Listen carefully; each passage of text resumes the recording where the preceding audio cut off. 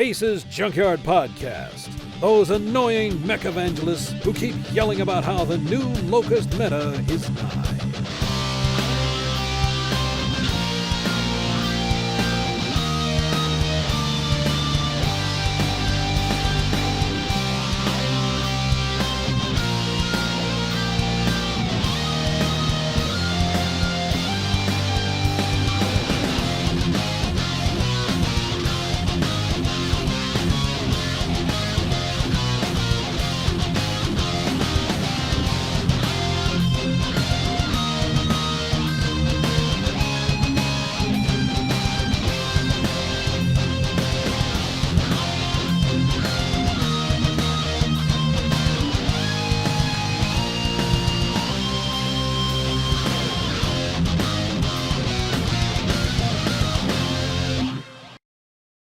Hello and welcome everybody to the Armored Combat Escalation Service Podcast, episode 43, your number one voted MWOM Battletech podcast. This side is side 7. Today is Thursday, today is not Thursday. I did not change that. It is Sunday, July 10th, 2016. I got the date right. I didn't get the day. You can't call me out on that. Well, you could, but screw you guys. I am your host, Brandon, also known as Cattra, Kell, and with me today are a group of young lads who are I'm up older to no than good. you are. I don't know who are up to no good. I think most people are older than him. I'm an old man. Cattra, actually, you might be the youngest person here right now. I probably am. I wouldn't doubt it. I just turned 25, so there is that. Yes, I have officially decided to start packing it in, because basically 25 is almost 30, 30 is almost 40, 40 is almost 50, and 50 you might as well just be dead. So at that point. So with me today is Typhus, Tierkron, and Dazer. How's it going, guys? Pretty Great. good. I know we haven't had a podcast for a little while, but that's also due to a number of things. One, we originally said we were going to skip till, I think, the next town hall, which was like a week away. And then town hall happened, and then real life happened, and just things did not align well for a while. Cattra's fault. Yeah, fault. mainly on my side. Has to do a lot with it. So I apologize for that. But let's we're going to basically go and hit the high points over the past, about 2 months? Month-ish? Almost a month, yeah.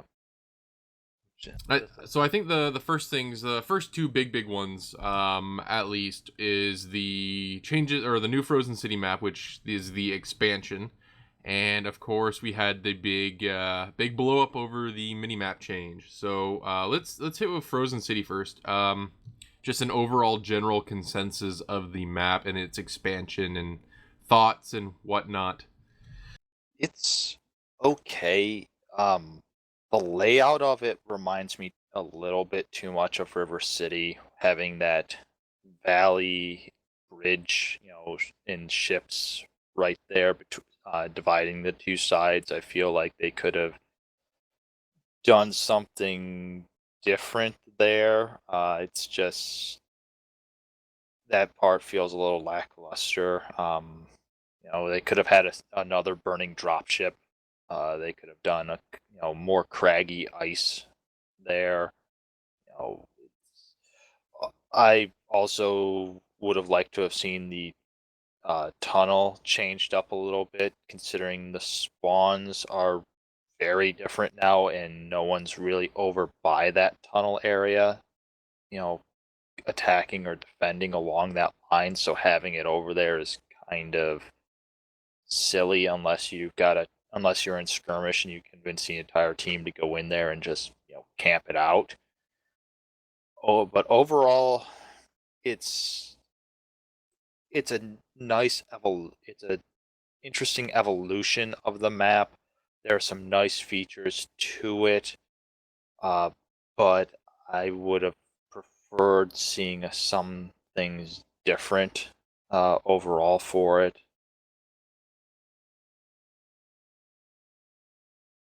Well, it's a change. It kept us from fighting Cityside. I was about to say, that's like my biggest complaint with the map change is that it went from a map that had dense, like usually dense buildings and ridgeline fighting and that sort of thing. Because you often found yourself either in the going over the dropship or going down into the city. And then it just became a game of ridge racer, more or less, where people were either going in and out of buildings and trying to get the upper ground and peeking and all that sort of stuff. To now, it's just, I guess the best way to put it's just another map. If you a lot of the fighting doesn't take place in the city or doesn't take place over in like the ridges like it once did. Which, I mean, granted, it is a map expansion. So that's kind of give or take, but it's almost never there anymore is the thing. I never see people go towards tunnel. I never see people go towards where the old fighting used to be. It's all now just kind of like open space.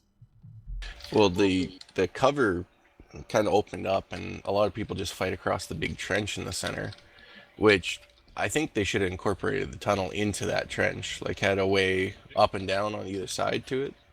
It And really then it would have hurts made it a little short-range interesting. mechs. It really hurts Yes, it short-range does. mechs. I mean, one side lines up in the city on theirs, the other side on theirs, and they duke it out long range. And the short-range mechs are really forced to either, try to go to the buildings on the left or right side, depending where you spawn, or to, just chance luck and charge over into the bowl. I mean, if you don't do that as a short range mech, you're just waiting for your team to run out of guns, and then you can attack, but then it's too late. I would rather play on another map. Older maps, actually, like Tourmaline. Favorite map.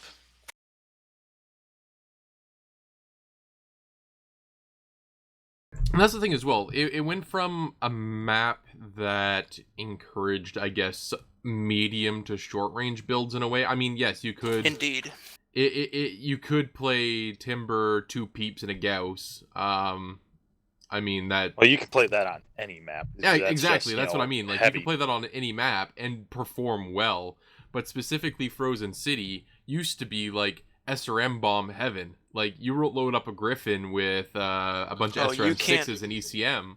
Like you were just prime de la meme. Like yeah, you can't do that anymore.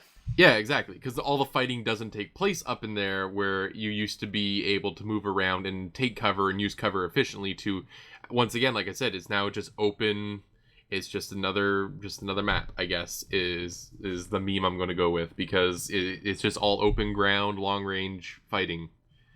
Oh, I think that Frozen City Redux, it gave the Phoenix Hawk a bad name early on. Because everybody wanted to play their Phoenix Hawk, but when you drop on the new Frozen City map, the Phoenix Hawk did really poorly.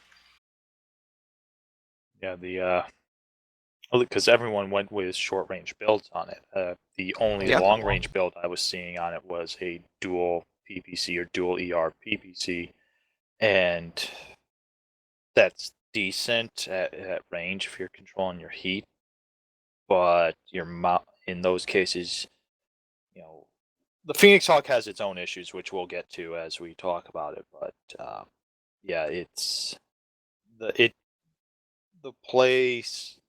People trying to play like they used to play on Frozen City, trying to do that on the new Frozen City doesn't work, and that really throws people off, and makes them really strain their brain to think of how to use their old builds on it.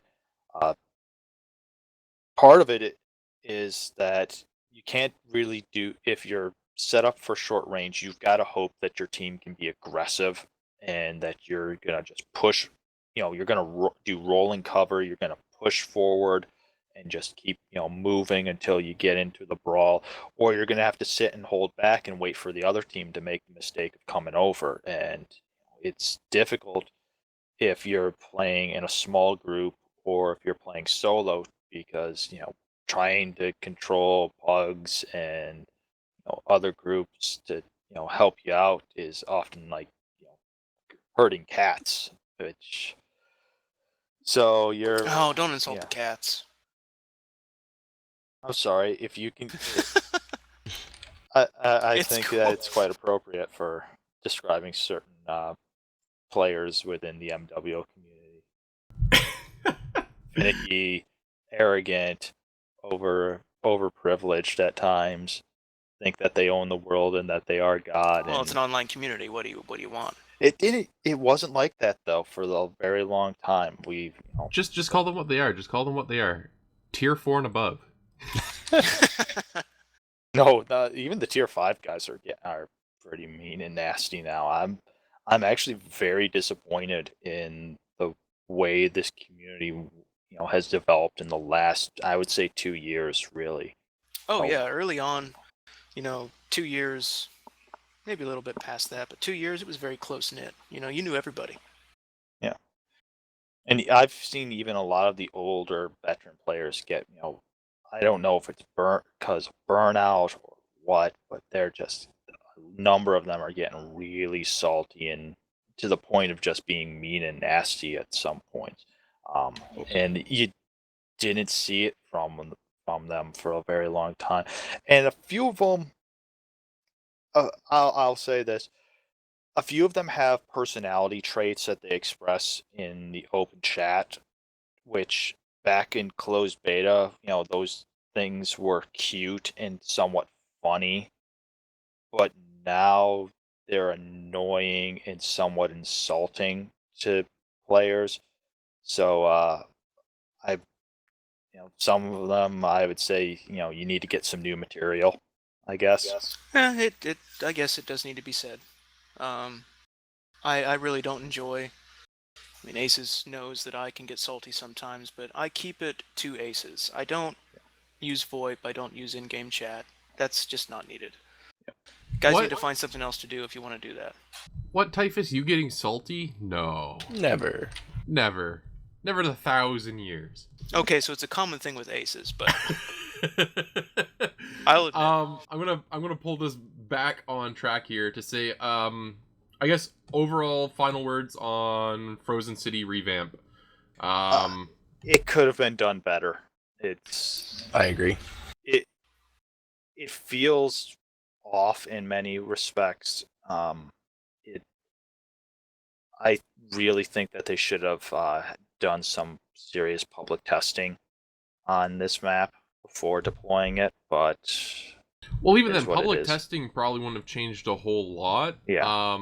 I think it's just overall because I just pulled up the map here real quick, but I mean, it feels like they just pushed the barriers a little bit. Because we know that out to the B5, C6, D6 down the 6 line area was already done. Because you could go out there in the old map and you just explode after 10 seconds. And I think that's something that needs to be addressed with the way PGI makes maps now. PGI, you don't always need to just make a map larger. You need to populate it more. You need to make interesting features on the map. Make those maps unique with unique features to them. As I said when we first started talking about this new Frozen City feels a lot like River City in the way it's laid out now, in the way teams spawn in on it. I like it a little bit still, because it's new. Gives us something new to look at and walk around in, even though that the lines are fairly one way goes. But I would like to see an urbanized map, completely urbanized, a modern city. Maybe make the buildings a little bigger because battle mechs are bigger than what we've got, but you don't need 50 floor skyscrapers. I know it's hard to do with the engine and all that, getting people frames, but just to make a full urbanized map. Your dropship comes in a park, and after that park is just buildings where brawling rules. You'd have to have a pretty good jump sniper to be effective. And that's one of the things I was hoping for out of Frozen City was that we would get more city than Frozen. But that doesn't seem to be the case. One of the things to talk about next as well, because one of my things with Frozen City when it originally launched was I was getting lost as all hell because of that original minimap change. Yeah. The when the patch came out, I think that was the biggest complaint I have ever heard really when a patch has gone, live. That mini map, the fact that it didn't orient to yourself, as your mech moved, it was really, really zoomed out, so it was hard to tell, where exactly you were. Seismic sensor was basically useless because you'd see a ping and you'd be like, okay, is this person right next to me, or are they, 200, are they way far away? I can't tell from the mini map anymore. Just trying to find your teams on at some points, with the way lances were split up was, just a mess. Well, On my the biggest new, thing is that you were just so zoomed out, it was useless. yeah, Like, it was legitimately just jank-ass garbage. yeah, I think the worst aspects though, yeah, was the fact that it was zoomed out and the fact that it didn't orient to the way your mech moved. Exactly. That's my complaint. And I- thankfully, the community raised, enough of a issue regarding it that it got fixed really fast. Within 24 hours, wasn't it? Uh, Or just about. 48. It was Yeah. it was real close to like a day and or just a day and a half. It was Yeah. instantaneous. It was just like, oh yeah, we fucked. Yeah. The change, was really quick. I understand what PGI was kind of trying to do with the new mini map, but they should have known a little bit better, and that's definitely something that should have been tested more and floated more before going live. Well, for me, what immediately came to mind when I saw that huge mini map, I thought that, yeah, it wasn't perfect, but maybe, just maybe, we would have seen more mechs on the field. Being that big. Maybe they're hoping for bigger maps, bigger engagements. I don't know what their servers can take at PGI. I don't insult PGI. But that was my original thought.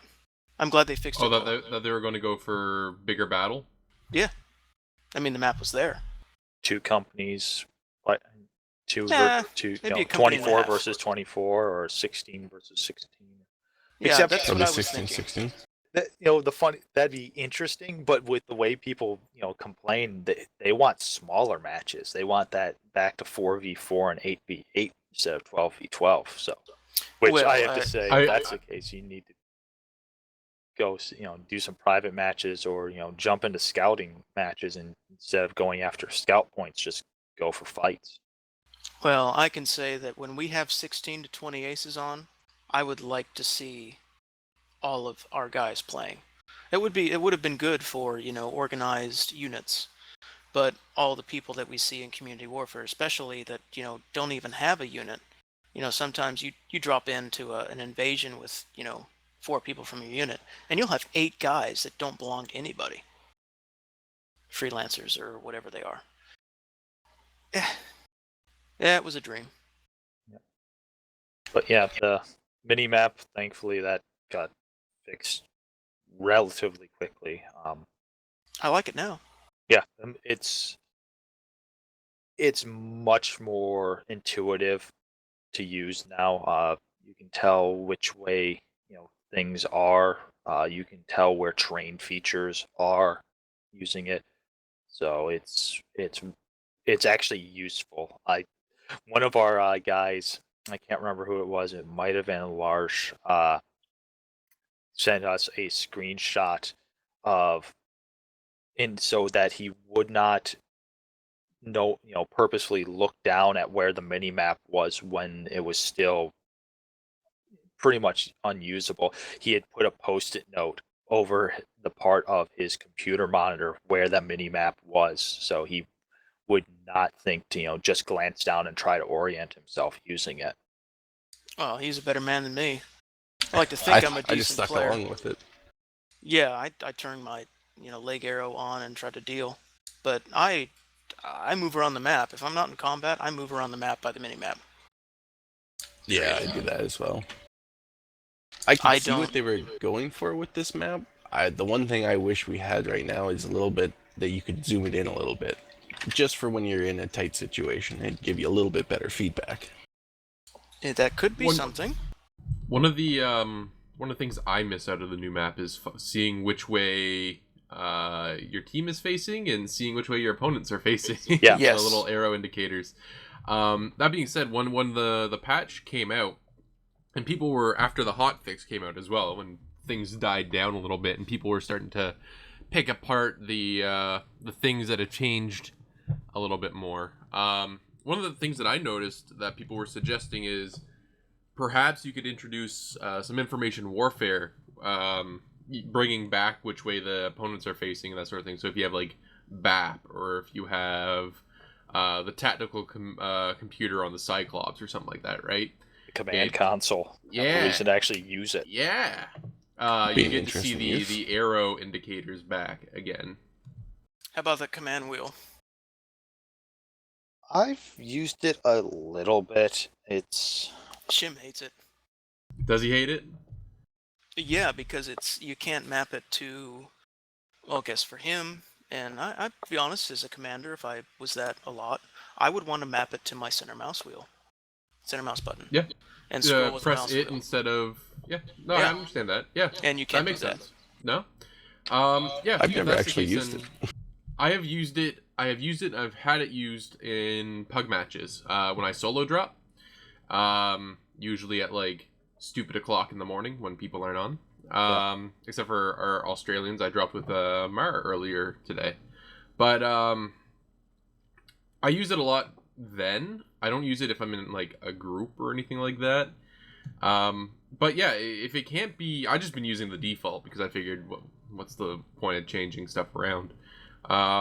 So if it can't be remapped, then that's actually a really big issue, because if you want to map it to a different key or a different mouse button or something like that, just so for easier access, like that should be an option by default. That shouldn't be something that has to be patched in after.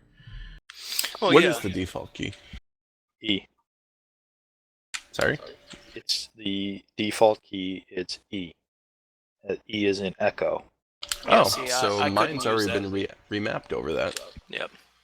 I couldn't use that. E is my zoom, so meh. But anyway, like Shim was saying, he when we've got our A team on, or when just the team is, listening to Shim and jiving, if he could theoretically tell us what to do off the command wheel, give us an order verbally and then use the command wheel until that order is done before he gives another one. But right now he can't, because, like Dawser just said, his keys are overmapped. He can't use those keys anymore. They're for something else. Yeah, the other thing is, it's still very basic in its commands of attack, go, protect, follow, move. It's kind of, you still, like to indicate a grid that everyone should be moving into. You still have to open and use the battle grid. So it's helpful in small, quick, simple things. But even then, in the middle of a fight, you don't want to really be pausing and trying to use it. So it's still better, to try to issue commands through VoIP or through TeamSpeak, or even better to actually have people playing alongside of you within, that are actually organized through a TeamSpeak server instead. It's a good effort. I do commend PGI for finally putting it in there, but it's going to take a while before it turns into exactly what people want, which seems to be also what PGI has suggested, that they're going to be making additions to it and making changes as they progress in the future. But Same thing with the mini map. They did say that there are going to be changes made in the future that will, increase functionality and show other things, and it's just going to take some time. What we have right now for those changes is still a little bare bones.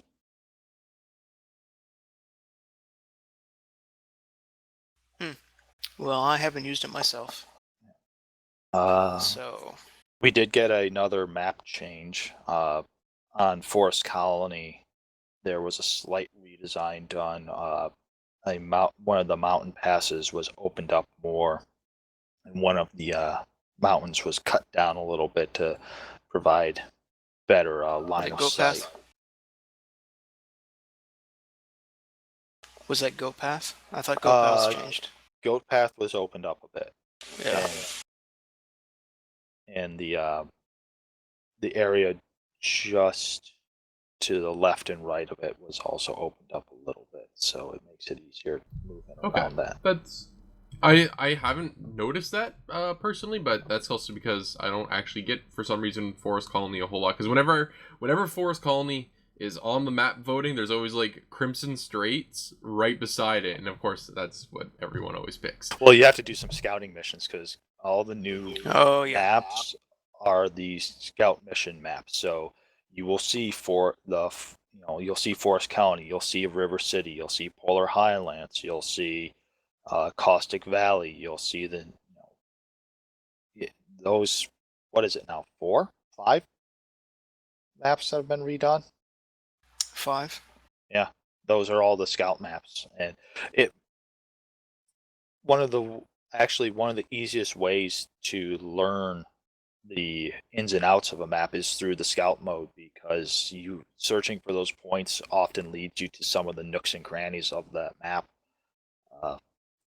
Yeah, I would encourage the community to do more scout missions, because, like you said, familiarizes you with the map, and also I know that scout missions can be a pain sometimes, but the advantages you get from doing scout missions and achieving those 3 advantages are worth it. Yep.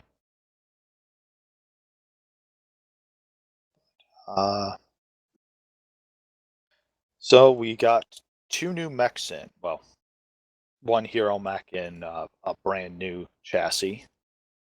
Yes. We had is it the Butterbee? Yes, the new hero for the catapult. The catapult. Yes, thank you. I was gonna say cataphract for some reason. I'm like, no, that's not right. And of course, we also had the Phoenix Hawk come in, which I've had a good fun time with the Phoenix Hawk. Almost all my builds are exactly the same, with a combination of 2 or 3 ER large lasers and like ECM and a couple medium lasers. So I think that's died off among the community, though. The Phoenix Hawk isn't doing as well as it did on release. Not nearly. Well, I mean, every mech You don't on release, see 'em and anymore. then yeah. Well, I still pilot mine, but then again, it's also like, again, we don't see you. 2. Well, yeah, there's also that. But I mean, like 2 or 3 ER large lasers is still really good. I average like 500, 600 damage a game in the Phoenix Hawk. So, but also it's probably different than someone new or someone who's probably not as veteran, or not really a veteran, picking up a chassis and that being said, I could definitely do better if we're still talking like medium mechs. Like if I picked up a Shadowhawk or a Wolverine or even like the Hunchback, I'd probably still do better than if I was in the Phoenix Hawk. The Phoenix Hawk is, for me, if I had to rate it like out of 10, I'd give it like a 6.5. Yeah, consensus among aces is bring a blackjack. Yeah, pretty much. The biggest complaint I've heard from people piloting the Phoenix Hawk is that all the weaponry is in the arms, and the arms are squishy. That the arms need, structure quirks or armor quirks, something, because as soon as you lose an arm, you've lost almost all of your firepower, and it's really, really difficult for Phoenix Hawks. Phoenix Hawks, the pilots of Phoenix Hawks to make a good effort if they get plastered, and suddenly they've lost an arm. The best way to defeat a Phoenix Hawk is streaks. Clan streaks for the win. Clan streaks destroy pretty much anything under a Oh, come on major now. heavy. I understand. They do. They do. I love hunting down medium mechs in a streak summoner. Sure. But a blackjack is a hell of a lot harder to kill than a Phoenix Hawk. I mean, I can leave the Phoenix Hawk alone after fire 3 bursts. His arms are gone. He doesn't have any weapons. What do I care? Yeah. The blackjack, if he twists well enough and gets his side on me, he can still hit me with a 20 or 6 mediums after 3 bursts. So no, I don't own the mech, but I really haven't seen much out of the Phoenix Hawk opposing it. Blackjack also has the advantage of actually having torso-mounted weapons in some of its variants. It also That has is more true. structure. So the Phoenix Hawks need some structure quirks done to them. They're still pretty soft. Well, let's look at Cattra's build on it. Yeah, It's you've got. trash. This live. It's fine. So what if it's what? Yeah, it's basically just left tank, shoot, right? It's the old Wubberine, right? Except for you don't wub with it. Right. Yeah, it's. Now, if you But can you'll twist, still like you lose said- that right arm if you're not twisting. Oh, properly. yeah, And even if you are absolutely. twisting I've properly, had it. you'll I've had probably it lose happen already. It's the arms. I don't disagree. They're weak sauce even compared to some of the other mechs of the same weight and category and stuff like that. It's ridiculous. Not as bad as like. Well, I mean, I guess my experience with the Wubberine was a bit different because it was when it was the big thing of the thing, big mech of the month, and so everyone just knew to target the arm. So as soon as they saw you, they just blew your arm off. Well, anyway, so we've been just totally dissing the Phoenix Hawk since this started. So let's give it some, high points. Looking at Cattra's build in Smurfy, I know people can't see it, but he has all 3 of his lasers on one arm. He has all of his heat sinks in the right torso. So basically, his left side is tank if he didn't have an XL engine. If you're one of those people that can twist out the damage, and you're good about counting weapon recharge, weapon reset, this mech can be effective. All of your weapons are on the right arm, therefore you can peek around the right side. All your weapons are going to be pinpoint. All your heat sinks are on your right torso, therefore they're not going to get blown out if you use your left side to tank. So the Phoenix Hawk is not a total flop. It can have lots of jump jets. So in theory, you can't hide from it. It can be a jump sniper. And it can, if you have teammates locking onto targets, it can peek anybody on the battlefield. Anybody else for good points? It's got ECM. Only one variant. 2, I think. Well, this variant that we're talking about has ECM. Oh, so- yeah. Jesus Christ. What am I doing in my life? I'd run some I don't higher wanna back armor, though, if I were you. Oh, yeah. Definitely. So everyone who's listening in, if you should happen to come upon Cattra and see him in a Phoenix Hawk, remember, shoot him in the ass. The only other one with ECM is the 1B variant, which Yeah, is so there's the 4 energy, 2 ballistic. My build for that one is still ECM, but it's like a Gauss rifle and like 2 medium lasers. It's nothing. Yeah, the 1B is the only one with a torso mount. Could it be a Right. decent backstabber? Let's say you put 4 medium pulse in it and 2 machine guns. I've seen a lot of At that Phoenix point, I'd Hawks be- with the pulse builds. At that point though, like for 10 tons or not even 10 tons less, like a couple tons less, 15 tons less, I could just pick an Arctic Cheetah.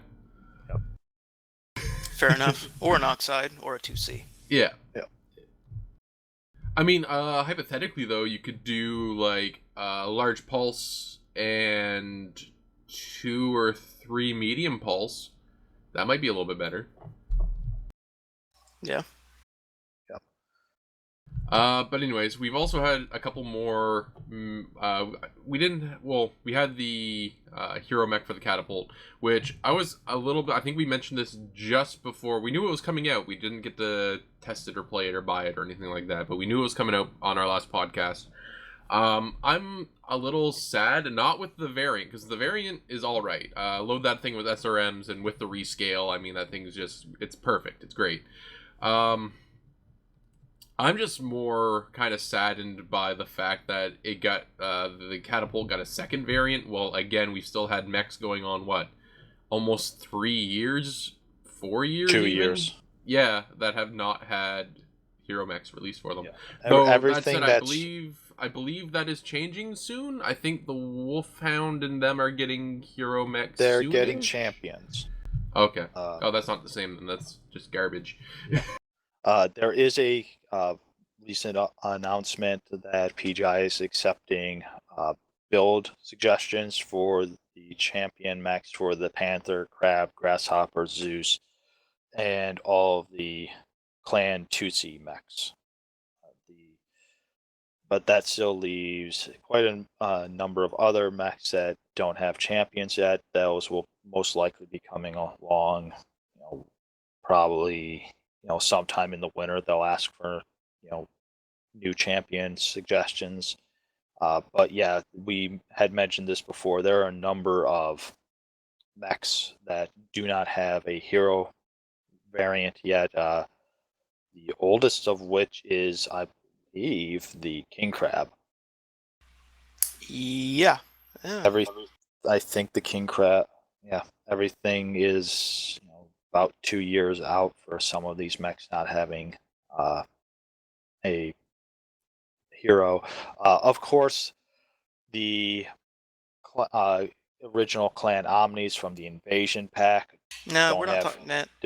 Well, we're going to mention them anyway because we do know that all the newest Clan Omnis that are coming out, True. the Viper, the the Huntsman, Viper, Huntsman, and Linebacker. yeah, and the Linebacker are all getting hero mechs released with them. So they've finally ironed something out with how they're going to do hero mechs with Omni mechs. So maybe we'll start seeing some other heroes for the clans Omni mechs showing up soon. But that said, we also would like to see some of these older Inner Sphere ones getting their due. Well, it changes my argument a little bit. Some of the viewers probably don't care to hear what I say because I don't insult PGI, but past that, I think the Bumblebee and the rescale to the catapult. Butterbee. Butterbee? Bumblebee. Yeah. Just call it Bumblebee. It's We'll the get a copyright Cattra lawsuit called here in a it minute. Bumblebee. Cattra called it Bumblebee. Well, Cattra was wrong. Anyway, I think it's maybe they're starting a revitalization. We've seen a lot more catapults on the field. I can't say I don't look at what the chassis is. I don't really care. You just shoot at it. But you've seen a lot more catapults. People are playing them again. People are buying them. It's obvious. You've seen, I'm sure you guys have seen catapults that are not moving at full speed. And they got the engine because they have the weapons on their mech. So they're leading them and mastering them. Yeah. Hopefully, they do that with other mechs that deserve a hero mech and revitalization. That leads actually into our next topic, the rescale, which is one of the reasons for the resurgence in catapults on the battlefield. I love it and hate it. I love it and hate it. The catapult got shrunk down, and it is a tanky little bastard now.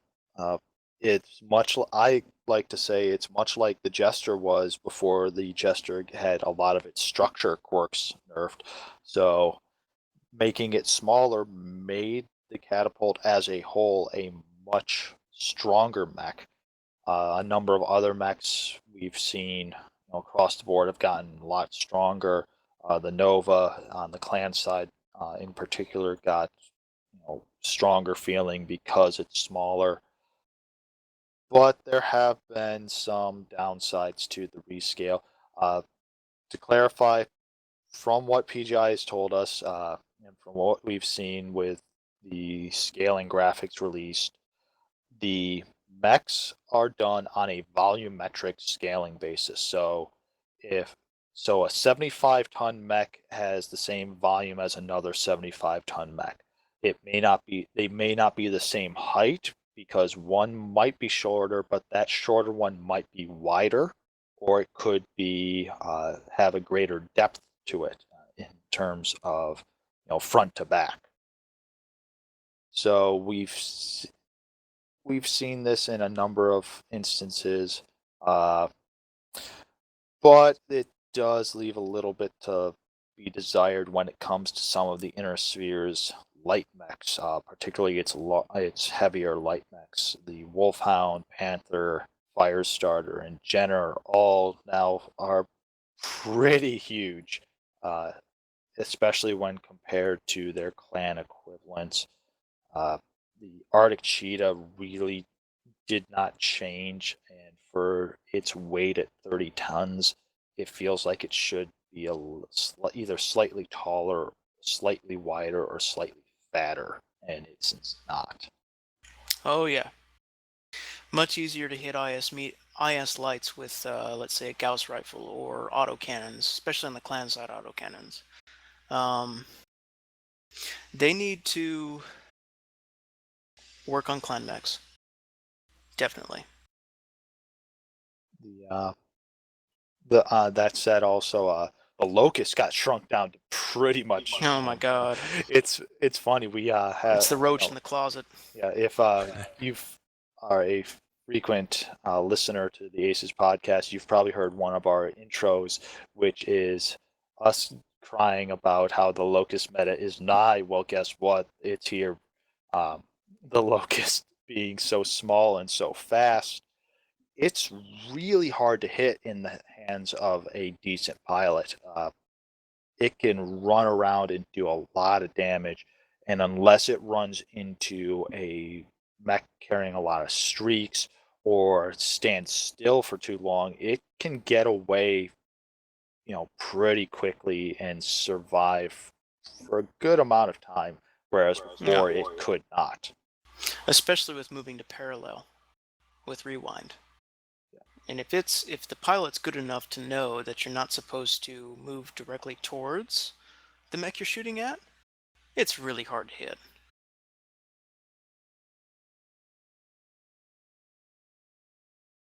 So rescale overall, I would say, was a major improvement. There's just a couple hiccups here and there with one or two mechs that need to be addressed at some point. I definitely have heard a lot of people liking the fact that their quick draws are no longer, almost the size of an Atlas. But the one of the other mechs that's kind of funny from the rescale was the Thunderbolt, which being so tanky prior to the rescale got shrunk down a little bit more, so it's even shorter and stockier than it was previously. So it's if you were one of those players that really loved playing the Thunderbolt and then graduated to something like the Grasshopper or the Black Knight in order to have more laser vomit and survivability, if you're having trouble now with the Grasshopper and Black Knight because they grew larger, switch back to the Thunderbolt. You'll like it. Your heat quirks are not, haven't gone back to what they were, but in terms of overall survivability due to armor and hit boxes, Thunderbolt's where it's at. Oh, I still enjoy running my Thunderbolt, especially the Wub Bolt. I love that mech. I was But gonna say, for heavy metamechs, like, it's still Thunderbolt's still like, or at least I would consider like tier 1. There's still, I don't think, anything that can really uproot it aside from maybe once you go up to the assault mechs like the Kodiak. well, I think what it has as its disadvantage now is the Warhammer at long range. Yeah, the Wub Bolt is, I don't know. Like I said, I did really well in it still. Close range. Yep. But you have another heavy mech like the Thunderbolt that can bring more weapons with less heat. And then let's say, the Black Knight. The Black Knight you can run. If you run 7 medium pulse in it, it will beat a Thunderbolt because you're running more armor, more structure, and less heat. You can do the similar on a grasshopper. Yep. The one problem with the grasshopper is that when it got rescaled, it is now very tall. It's Yep. tall enough that it hits the top of HPG manifold and can get caught in certain spots. So, yeah, the Thunderbolt's still a good mech. Don't discount it. But there are alternatives. I can't speak. So rescale overall decent. Couple hiccups here and there. So they'll need to be addressed on individual basis. I do believe that they are taking a look at the grasshopper because of it hitting on terrain fish features, not only on HPG but on a couple others. River City, I believe, is being one of them. The other thing that's changed, we've had a couple changes to faction warfare. Good changes. The ceasefire time has been reduced to 5 minutes, meaning things are much more fast and furious. Auto wins are, or ghost drops as they were called previously, are determined automatically, which in the case of, I've heard some people complain about this, but if you're getting a ghost drop, that means you've been sitting in queue for at least 10 minutes waiting for an opponent. So to be forced to, drop onto a map, run and kill the objective, that takes anywhere from a minute to possibly 2 minutes if you're not running a well coordinated team. So it saves some time and effort. The other, we've also had a couple changes in terms of the way scouting has been done. The the scouting points have been varied a little bit, but that's still needs to be improved a bit more. The biggest complaint in terms of faction play still remains the long tom team. We've we've seen it and a lot that when a team faction gets long tom on a planet, the opposing faction just disappears for the night. Um, I've seen in a number of matches where you get long tom and players just complain left, right, and center about long tom. And some of it, I have to say, players, if you're getting long tommed and you don't like it, break off from invasion for a couple, for maybe an hour or so, and just run scout. Beat the scout queue down, get rid of long tom, and then go back to invasion. That said, I do think long tom as a function is still a bit broken. It it either needs to be removed as is or completely revamped. It's just not fun the way it is right now, unless you're doing something like a suicidal piranha wave of lights into a opposing team and then And kamikazing, that wouldn't work unless you have a good team behind you. yeah. I mean, So no. if you're running pugs and freelancers versus pugs and freelancers and there's long tom, it's stupid. Even coordinated team versus coordinated team, long tom tends to be stupid. There are things, I've seen a number of posts on the forums for suggestions on how to change long tom in order to be more worthwhile. I've seen people suggest, instead of one, nuclear shot in the, instead make a larger concentrated barrage in a circular area, basically a stronger, longer lasting version of what the artillery strike is currently, so that even if you're caught in it, if you're caught on the edge of it, you're not taking, an instant kill almost. You'll still take damage, but it'll be a bit better. Uh, there are other suggestions. Another one is, people don't really like the fact that it's an automatic thing. A lot of people would prefer that there be some way of having a player control it. No. I've well, here's I the would thing. disagree with that. I've Yeah. heard a number of suggestions on how to do this. One is that the person has to have the command control. Another thing was a couple people said that the mech that commands it has to have the command console installed. There's been a number of different suggestions. Some of them are good. Some of them leave you scratching your head, and some of them just make you shudder and hope to God no one takes that seriously. But Okay. there are a number of things that can be done to Long Tom that really need to be considered, because the way it is right now, it's pretty broken. Okay, coming from someone that's never seen it, I have never played with a long tom. I've heard about it from A.C.E.S. I've heard about it from other units and part of our coalition. Like people like BWC and SG. Just get rid of it. Why do we need something like that powerful?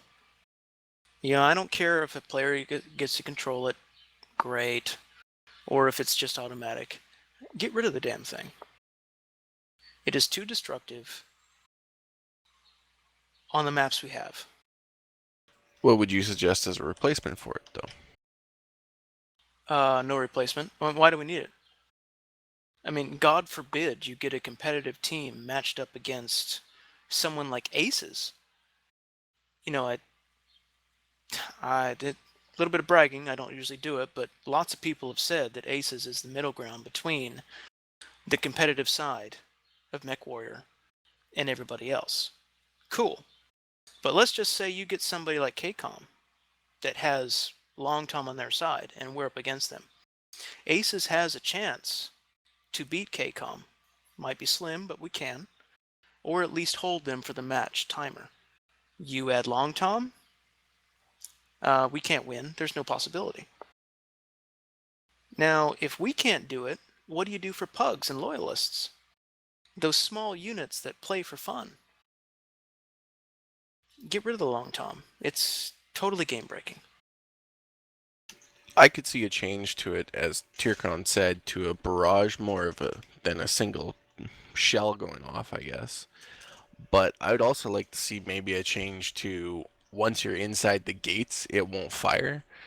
Because strategically speaking, you wouldn't want to put Artie right on top of your own assets. Now, it is a video game, obviously, but I think once you get inside That's the the gates, point. maybe it should be cut off. Okay, we won't fire because chance of blue on blue fire, it's just not viable. But then Are people you would bring Navy? no, but the argument would come with like Boreal Vault, where there is that big walk up that you could bring artillery down in there.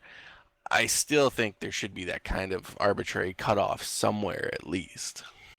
Well, PGI has made lots of arbitrary cutoffs between the game and the actual canon. I'm not big on canon, but I know enough to know that they've made enough concessions. Why do we need the Long Tom? Anyway, somebody else. I'm done. Well, You could switch for like a carpet bombing. yeah, that's kind of what, basically the major suggestion has been, just a better barrage. A, a wider area with more shells. Nothing that could, instant kill, but if you take 2 or 3 of those shells within that barrage, yeah, it's going to put you down. But if you're a fresh mech, it may not outright kill you. So there are numerous suggestions for how the Long Tom should be fixed if it's kept as a mechanic. I am really hoping that PGI, if they're set on keeping Long Tom, do take the view of that it does need to be fixed. Um, a single strike is the way it is right now. It's just absurd in many respects. But that's pretty much it for faction play. What about the proposed heat curve Yeah. that came out in the town hall? Yeah. For those who missed the town hall, one of the things that has been a big complaint is both ghost heat and the overwhelmingly devastating alpha strikes that mechs are now carrying, and how mechs only, people are building their mechs to basically alpha strike all the time instead of only once in a while. Which, if you're coming from tabletop, yeah, your mech should not be able to alpha strike every single turn. There should be major consequences for it. In tabletop, there are mechanics that stop it, but in MWO, there aren't, and that's why you get things like the Wub Bolt with 6 to 7 medium pulse lasers, or the uh, you get the Hellbringer with a similar 6 to 7 medium pulse laser, so you get a mech like the Kodiak with quad UAC 10s. And so the proposed fix, at least the way that Russ has described it, both in the town hall and on a lot of his Twitter responses, is that it's going to be a system called power draw. Now, how this will work is alphas basically firing weapons. You will be limited to roughly 30 points of damage before the term ghost key kicks in. So if you fire, 4 medium lasers, at least in terms of inner sphere, do 5 damage. That's 20, points of damage. You're not worrying about ghost heat. If you fire 6, you're pushing it, but you should be okay. You fire 6 of them though, so you've now done 36 points of potentially 36 points of damage. You are hit with a major heat spike from it, is what we've been told. And that this is just how it's been proposed. Some weapons will have tweaks done to them, such as the LBX autocannons and LRMs, because they are inherently less accurate. Couple, the other thing is that there's a couple things that people have begun to assume, but we're not entirely certain yet, is that when the alpha limit is reached, mechs will begin gaining more and more heat, potentially exponentially. So if you are continuously violating it, you're going to have a major problem. The other thing is that if you've got everything set to chain fire and you're just continuously rolling fire off, that your heat bar will just continue to fill. It won't deplete until you stop firing for a set amount of time. But we aren't certain on those last 2 points. We're still waiting for Russ or someone at PGI to comment.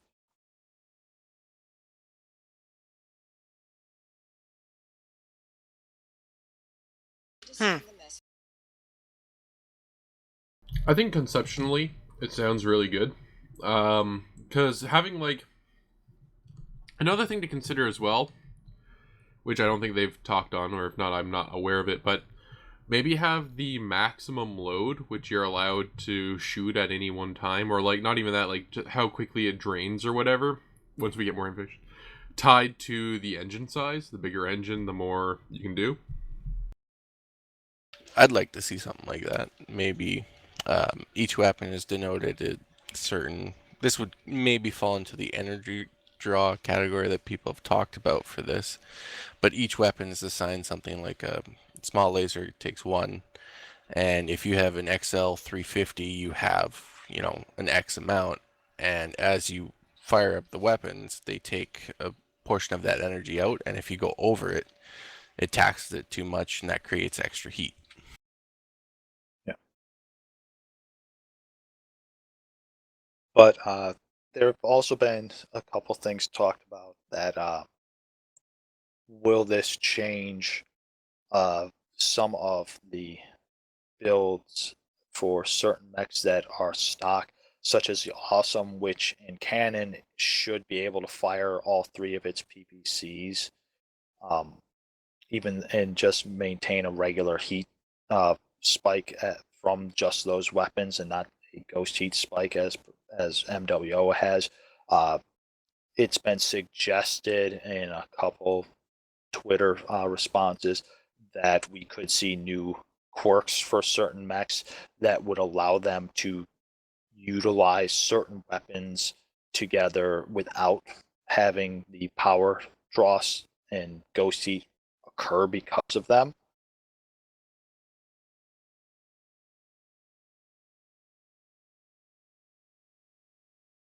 Um, I know the Awesome has been mentioned. The Warhawk has also been mentioned.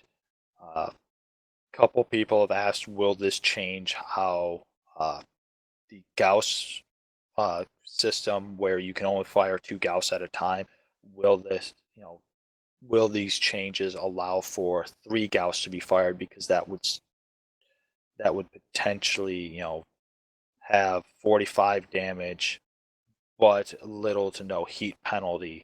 Um, so far we haven't heard anything, so right now it's probable that the Gauss mechanic's going to stay the same, that you're not going to be able to fire more than 2 Gauss rifles at a time. And it's not going, and the explanation for that is not because of heat, but rather the overall power draw from Gauss rifles causes it so that you can't fire more than 2 Gauss rifles at a time. We don't know.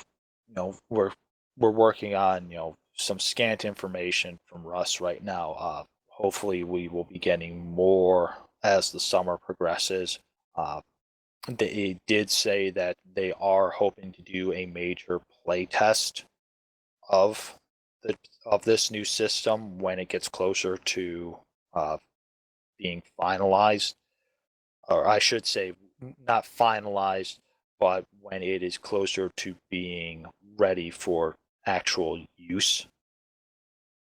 Um, but right now, I would say that we're probably are not going to see this until at least sometime mid-fall, if that, and that would still be probably a bit early. I'm thinking it's probably safer to assume that we won't get this system until closer to the end of the year.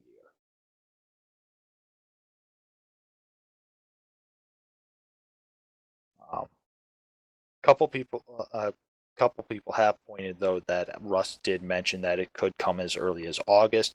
I think that's maybe a bit too premature, thinking into optimistic. I was going to I say, I hope it's tested before it's implemented. Yeah, yeah, I think August is Immensely way too tested. early. I'd be happy if we get like 3 months of testing. Yeah, I know one of the complaints of both in responses from PGI has been, people have said, why hasn't the public test server been utilized more? And a lot of the features that PGI has implemented and changes that they've implemented have not been rigorously tested using the public test server. The response that Russ gave in the town hall was that it's really hard to use the public test server because, one, they don't get the quantity of players that they feel is necessary to rigorously test things. Two, they don't get the quality of players that they need to rigorously test things. And three, uh, people don't respond. They don't leave feedback from the public test. They just play it and never bother commenting of, oh, this worked really well. I saw this thing, happen. You get a couple, in the relative scheme of it, a handful of players that do their due diligence and respond saying, oh, I saw graphical glitches here, here, here. I saw a hitbox issue here. Uh, this weapon, there's something funky going on in this weapon combination, or I saw this or that, or there's a hole in the cockpit when I use my free cam to look up while, running this mech. You don't get a lot of response in a lot of the public test servers, things. So that has been one of PGI's major complaints of why they aren't doing more public testing. Those three errors of issues, have been really hard on them. That said, if people participated more in public tests, it could help, but they've got to express, what they see and what they feel from it. Uh, highlight issues, highlight the good things as well, and that's just something that most players don't think about because they're here to play the game and have fun, and they see the public test server as basically them getting a sneak peek of what's coming and nothing more. So they don't do the due diligence of actually testing. They just see it as playing.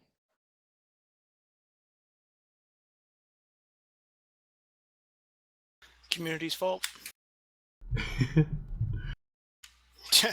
Well, what do you want? I mean, pretty much, yeah. So what else? We know decals are coming July 19th. Russ did Right mention beside that. the Viper. Yep.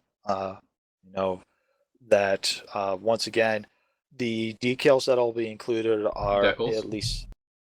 No, Russ has changed over and is calling them decals now. He's wrong.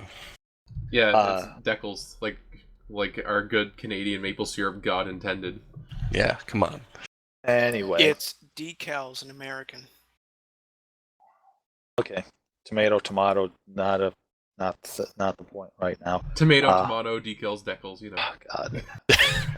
Okay, so we're getting faction decals first. There will be basic and there will be premium versions. Once you buy a decal, it will be unlocked. There are going to be no one-shot options.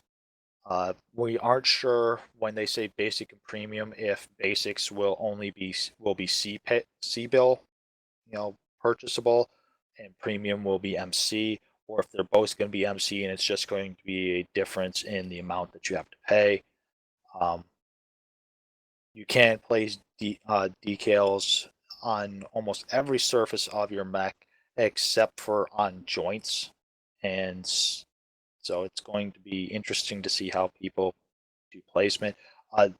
We do know that eventually customizable decals are going to come down the pipe.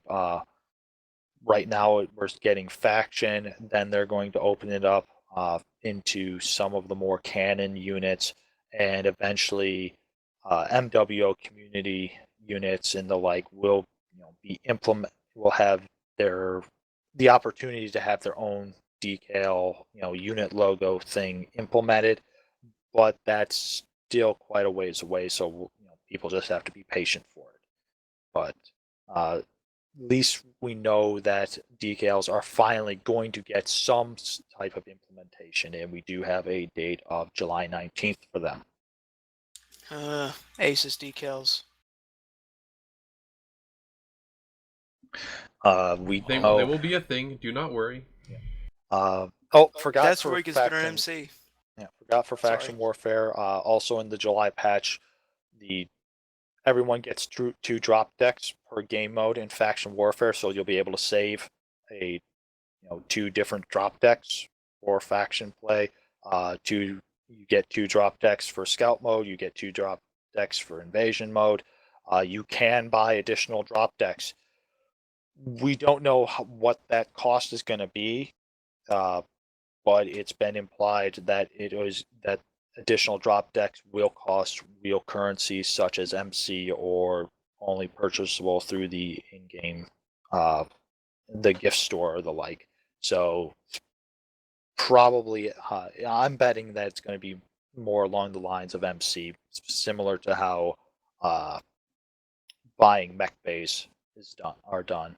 You can purchase mech base through the gift store, but it's much more difficult, and it's just easier to buy the MC and then buy the mech bay.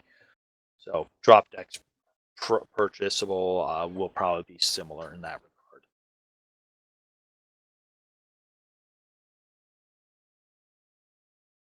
regard. Well, should we also talk about the 2 mechs that were announced in our absence? Yes. Of course, we had the Huntsman, and the linebacker was yesterday or the day before, something like that. Friday, roughly. Yeah. Thursday, Friday. Depending on where you live. Good old And what Banner time Bear. zone and everything.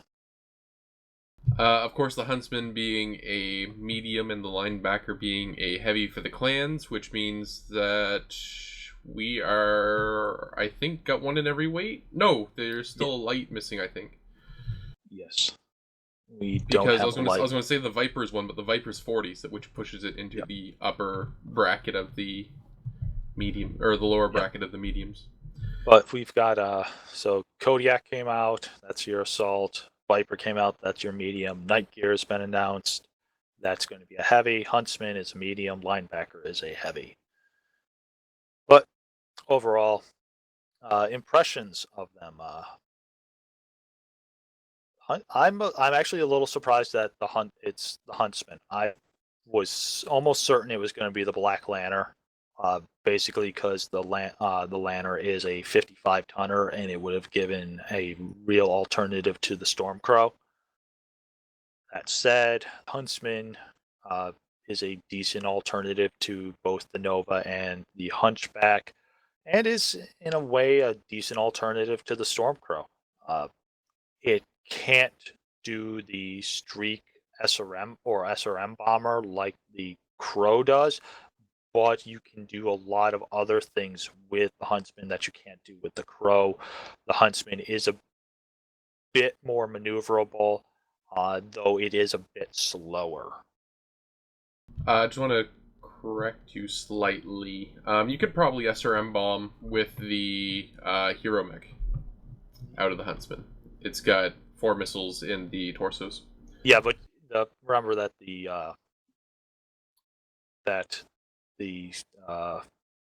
Stormcrow is a 5. That Streak SRM 6 is. But I'm sorry. There is a. Actually, You'd be now able that you to get mention it, 6 you can in the actually end. you can SRM bomb better in the Huntsman.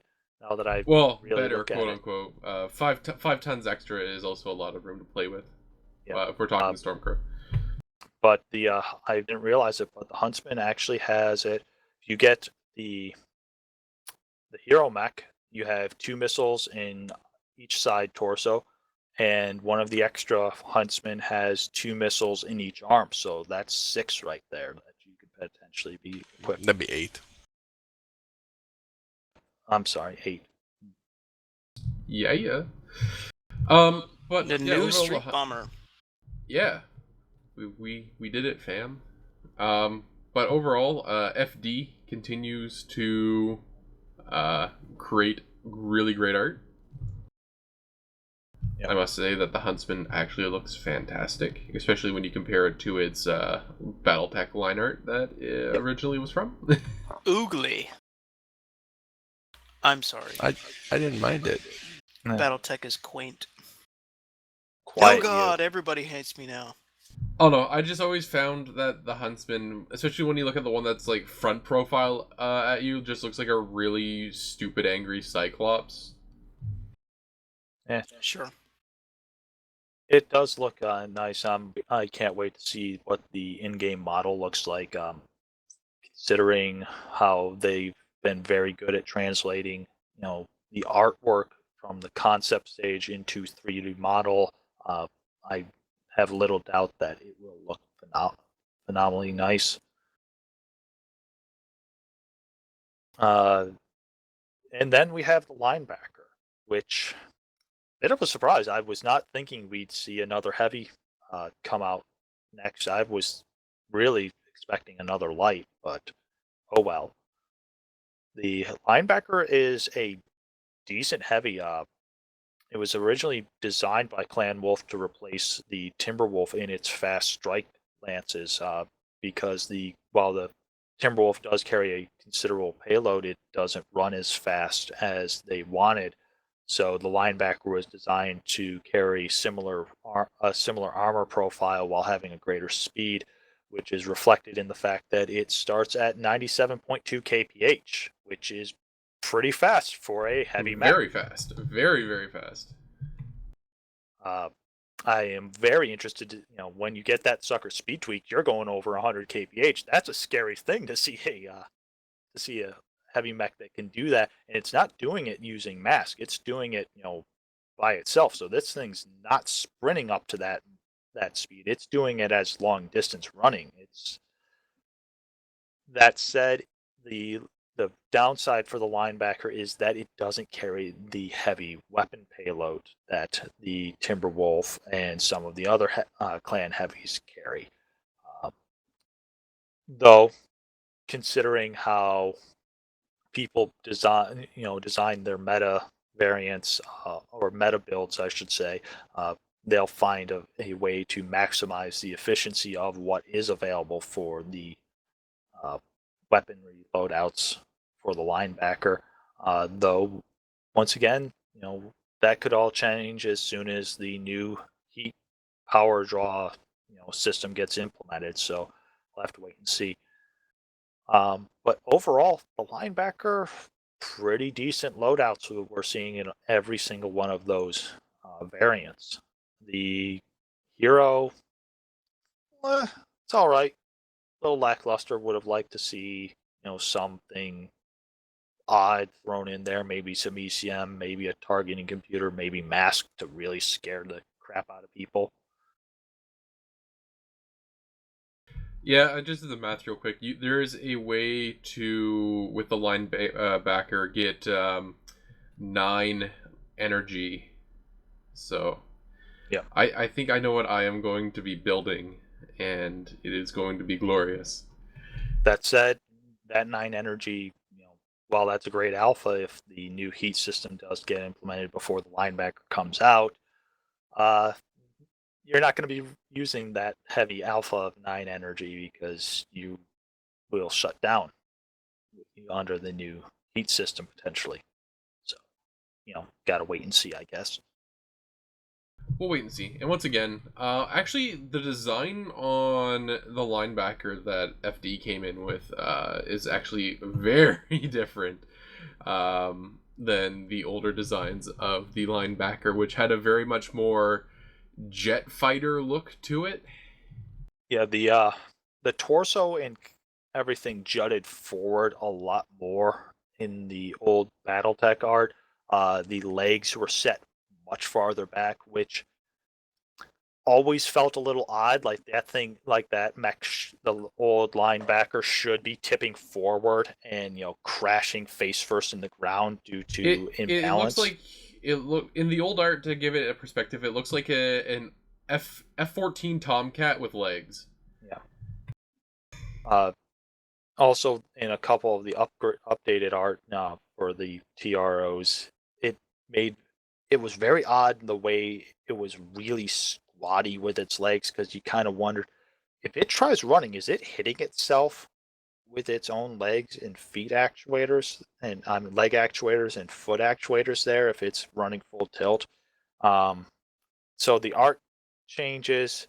I actually like it. I do think that the art is shows it being a little too tall. I think that it's going to, when they 3D model it, it's going to get a similar treatment to the way the Mad Dog and Timberwolf got treated in the rescale, that the legs were squatted down a little bit more so that while it's standing still, it sits slightly lower. But it's overall pretty decent looking.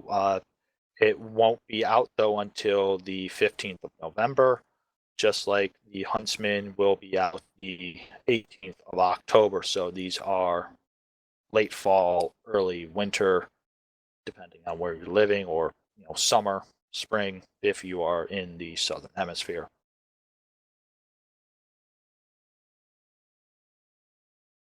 But overall, very nice looking mechs. Can't wait to see them on the battlefield. Should be very fun to shoot at and get shot by.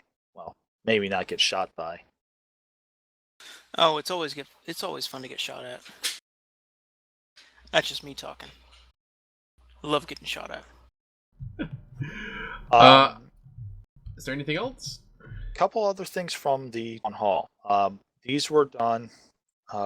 First, we know that there's going to be a retrofit of skins. Hero mechs are going to be able to use any camo pattern. Oh, really? Yes. By the end of the year, all mechs should have full skin functionality. Russ has been discussing with the development team possibilities for custom skins, such as those that are used on particular variants. The let's see, the stock mode option will be available in the future for private matches. They're talking possibly in September. Private lobbies will have a stock mode button and a quirkless button, so you will be basically running things vanilla. Why would they want to do that? Because some players they want to recreate basically playing Succession Wars when there aren't, ER large lasers, where there aren't double heat sinks, where there's no endo. It's so They quaint. want it's another play option. And For it BattleTech actually makes things fanatics. very interesting because there are a number of community run tournaments that have tried to do Succession War play. That's true. And so this would give them the option of ensuring that everyone, is playing by the same rules. If they're doing that for the community, good on them. Thumbs up. Yep. Skill trees. We got confirmation from PGI that they are changing the skill trees. They are making them Hooray. wider, deeper, bigger. It's going to be huge. No ETA on when this will be available or implemented, but Russ did say that everyone who comes to MechCon will be rewarded with a major update. So I'm betting that if you go to MechCon, you're going to see at least screenshots and potentially a live demonstration of the skill trees, at and then possibly full implementation of this new skill trees in either the December patch, possibly the January patch at the earliest. So are they bringing back Collision? I don't think so. Oh, that was Collision, on the main skill tree. That was what I was hoping for. I believe Collision, at least from what Russ has said in a number of instances, that they are still having issues with server side rewind and playability with it. Fair But enough. it'll get, but it is something that they are looking at.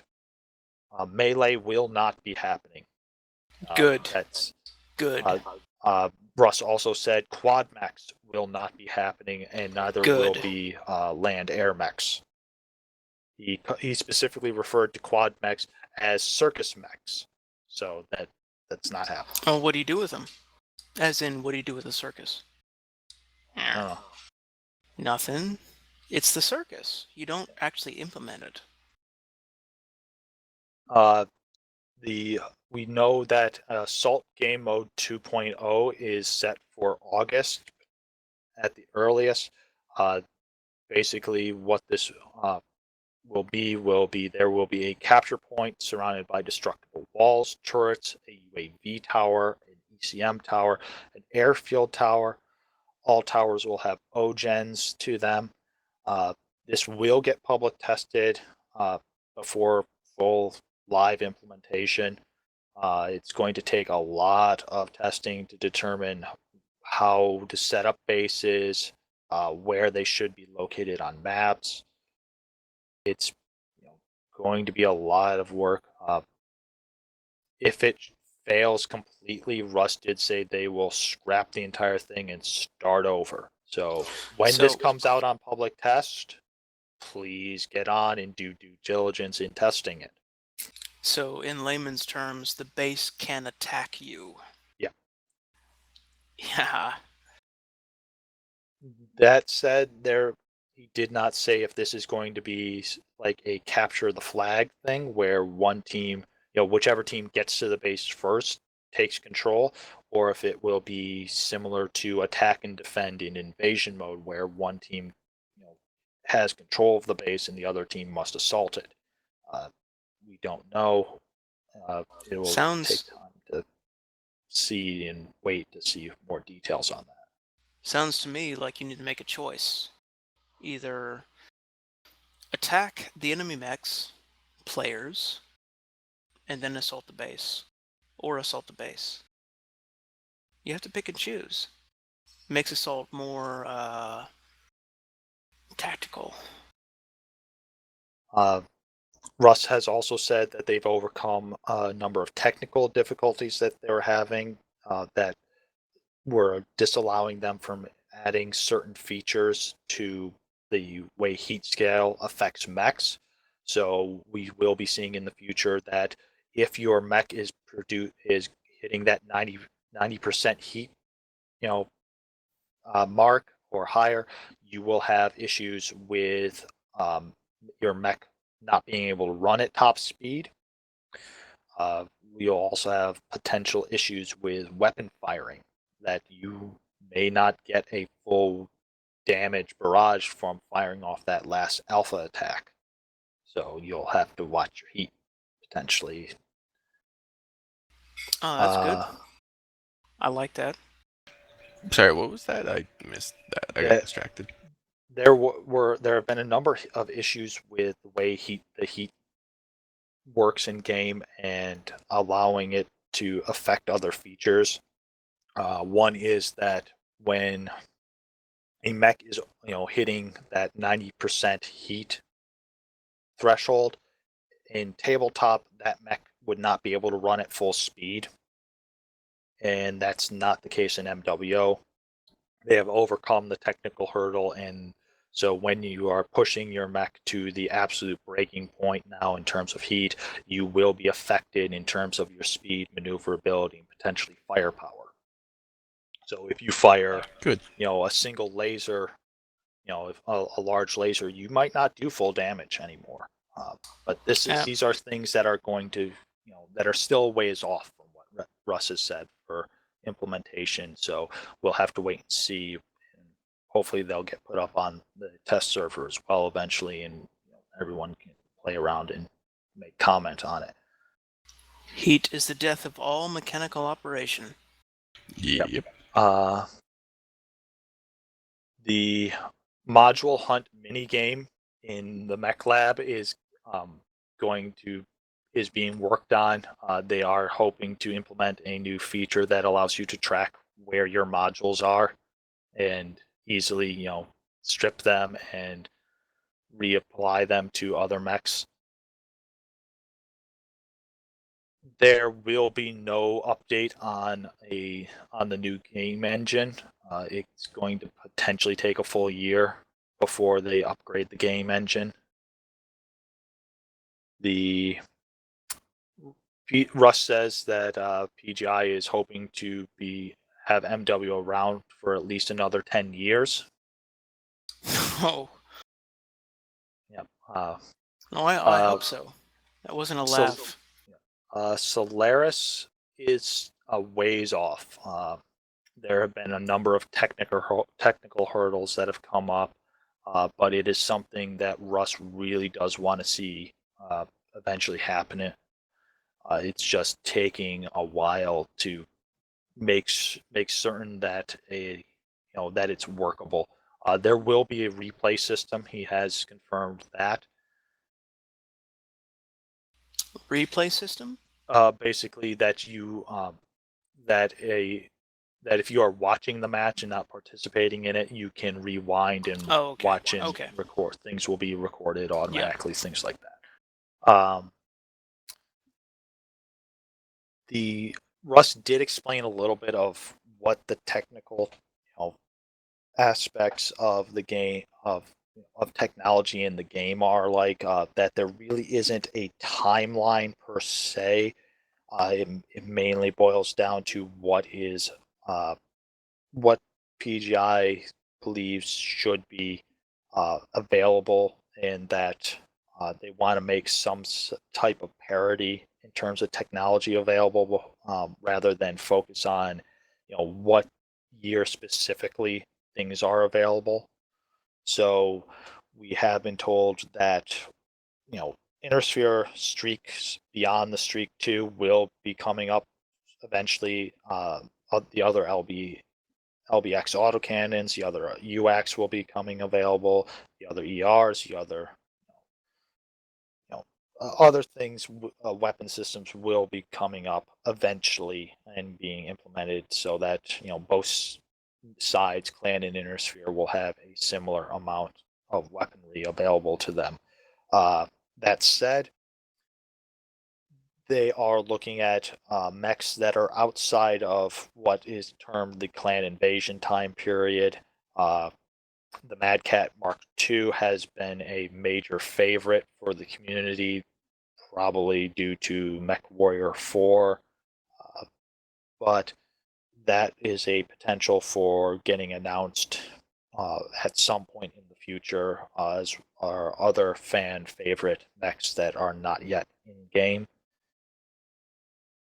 They are also looking at updating the HUD with customization options, so that you can add and subtract various elements to the HUD depending on what you're using, what you want to use.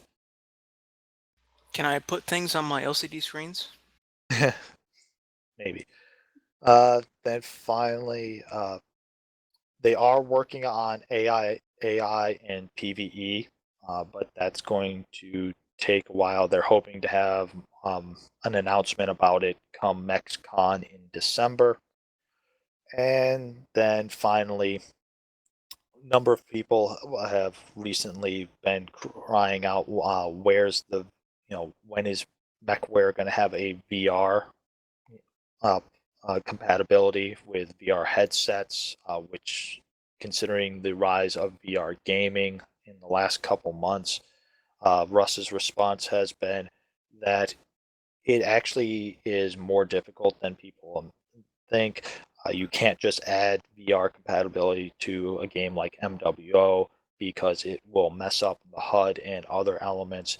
You also, for current VR games to run smoothly, you would need a constant 90 frames per second to have VR look good, and that it's not enough to that such requirements is too much to ask of players who, uh, at times are having difficulty running the game just at 60 frames per second. So, it's VR is not something that is on the horizon right now. It's If it comes, it's going to be at least a year to possibly 2 years away, and even then, that's being optimistic.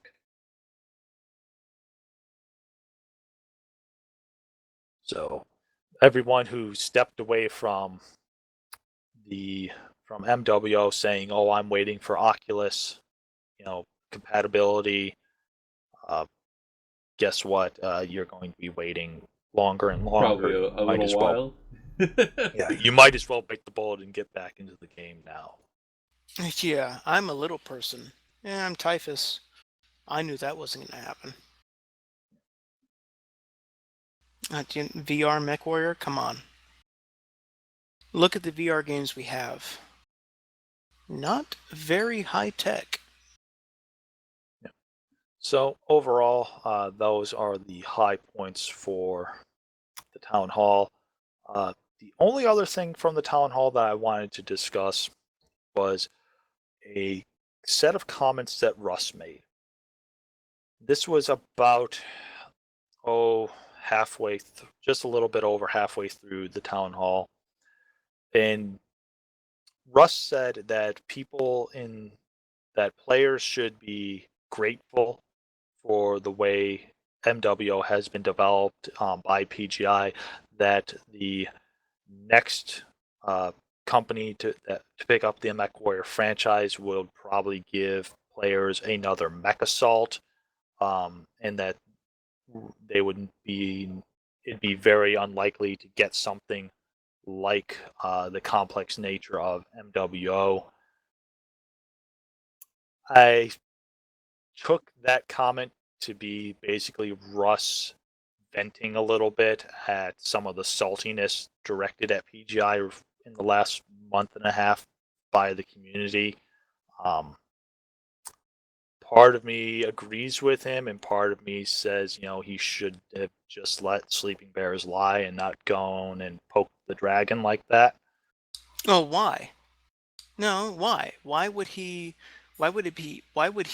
hide under a rock? This is the greatest mech game we've ever had. Okay, we've got 4 people in the channel. Name a better one. And all the listeners out there, they're going to listen to this listen to this podcast. Name a better one. Mech Warrior 3.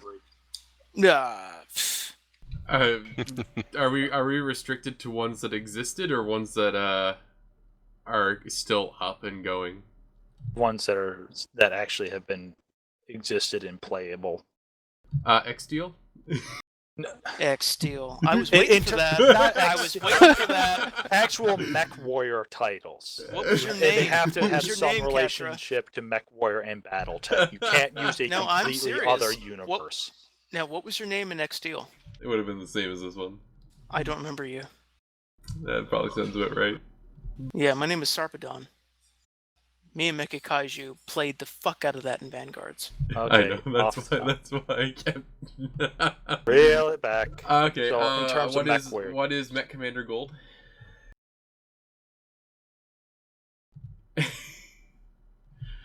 No.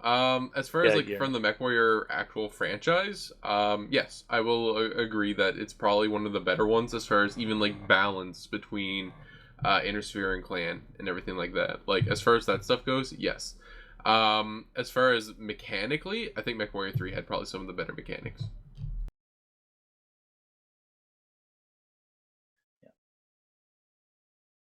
No, but my point being that Russ, I think part of it was, as I said, him responding to a lot of the complaints being pressed on him and PGI. I also looked at a lot of the comments that were coming in chat at that point. There were a lot of people in chat being quite rude. I think the whoever was moderating chat at the time was getting a bit overwhelmed and not able to keep up. So Russ probably got a little irked seeing some of that. And it's my rule is basically on this is similar to the way you deal with trolls. Don't feed the troll. Just they're waiting for you to to stick your foot out or and to poke at them, because they're just going to come back and hit you again and again. It's just going to be it's just going to turn into a screaming argument match, and it's not going to be you're going to lose out on what you're actually there for. So while Russ does have a good point of that, PGI has done a great job stewarding the Mech Warrior franchise. They've developed a very good game. Yes, they have had a number of points where they have stumbled and they've made some mistakes here and there, but overall, I would say their positive count is much higher than their negatives.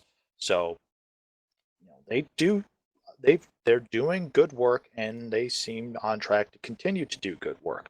I don't think it really needs to be said that other companies might do something different, or that a company in the future might do something different with it. All that matters is how PGI deals with it and what they do right now.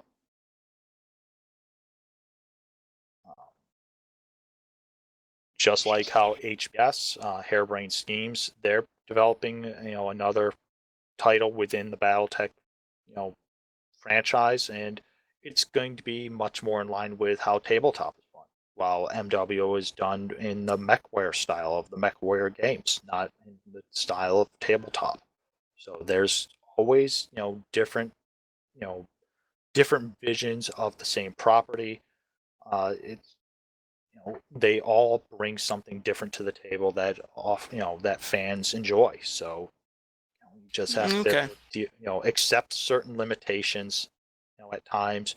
Uh, Remember that PGI and they they are making updates every month. They've got patches coming out. They implement new features. As with the mini map, if they make a major mistake, they go back and they make fixes. The way where we are with this game right now has had numerous changes from where it was during closed beta. Uh, some of them I know people pointed it to where to graphically and mechanically where the game was during alpha and beta in terms of visuals and mechanics. And some people have pointed to the old videos that and saying, "Oh, the game looked better back then, and this was better, and all this stuff was better." It's like it might have been for that closed system at the time, but when you expand a game out to be basically when you're no longer in a small pond, the little fish remain little fish, and you've got to have a game that is accessible to as many of those little fish as possible, not just the big whales that play. So Okay, no, it's a little past what I was going to talk about, but um, I've heard from little birds, important people, that MWO is dying on Steam. Is that true? uh, from what I've seen, no. Steam numbers remain pretty strong.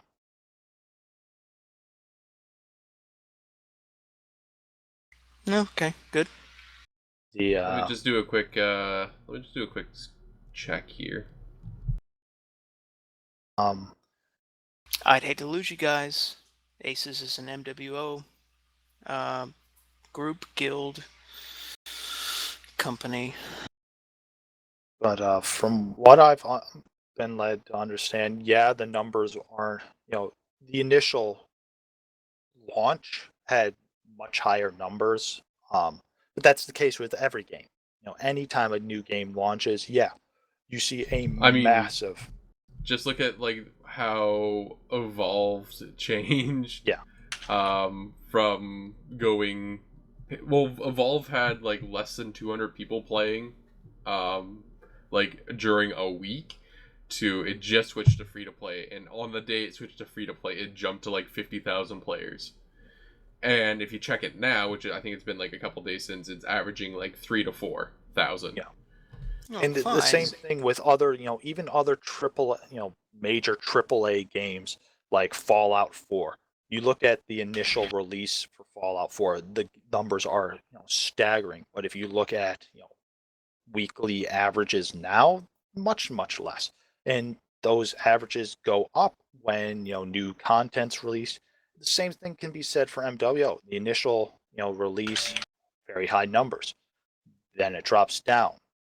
New mechs get implemented, people come back, then it drops down. New features are implemented, people come back, then it drops down. you know People have other games that they like to play. Some people play only one or two games, maybe three at the most. Other people play only one. It is what it is. You know, they're the games that are having extremely high numbers of players are exceptions to the rule, not the rule itself.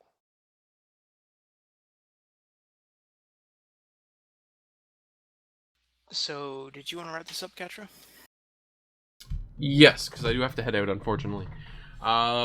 So I think in conclusion, does anyone have any closing statements or words?